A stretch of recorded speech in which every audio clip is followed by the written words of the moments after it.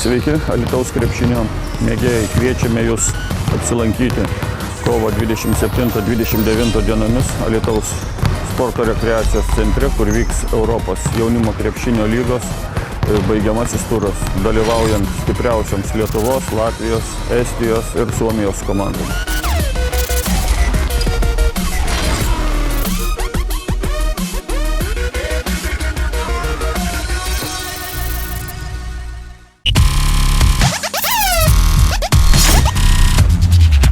Alytaus gidui 7. Užkabintas. Kyla pavojus. Čia pasakius, matot užtverą. Šiandien 12:30 minučių Alytaus mieste specialiosios tarnybos skubėjo į Naujosios Kalniškės ir Putinų gatvių sankryžą.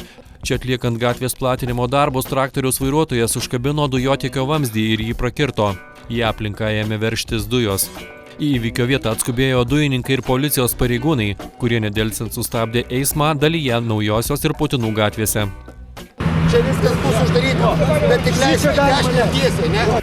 Dujų nuotėkiai pavyko sustabdyti, kiek į aplinką pateko dujų aiškinamasi. Netoliese yra gyvenamųjų namų kvartalas. Ar buvo kilęs pavojus gyventojams, dujininkai kol kas negali atsakyti. Lietuvos dujų atstovas Paulius Stonis Alytaus gidui sakė, jog šis įvykis pakankamai rimtas. Anot jo, tokios avarijos Lietuvoje nėra dažnos. Dėl šio įvykio 2 valandas buvo uždarytas eismas pagrindinėje Alytaus miesto Naujojoje gatvėje. Pareigūnai automobilius nukreipė aplinkinėmis gatvėmis. Dėl to susidarė spūstys Putinų gatvėje. Tai galite jūs iš ten pasitraukti, galite eismą leisti. Galite leisti eismą. Naujosios gatvės kelio platinimo darbus atlieka Alytaus bendrovė Alkesta. Dujininkai praneša, jog dėl įvykusios avarijos nebuvo nutrauktas dujų tiekimas gyventojams. Dujininkai skaičiuoja ir patirtus nuostolius.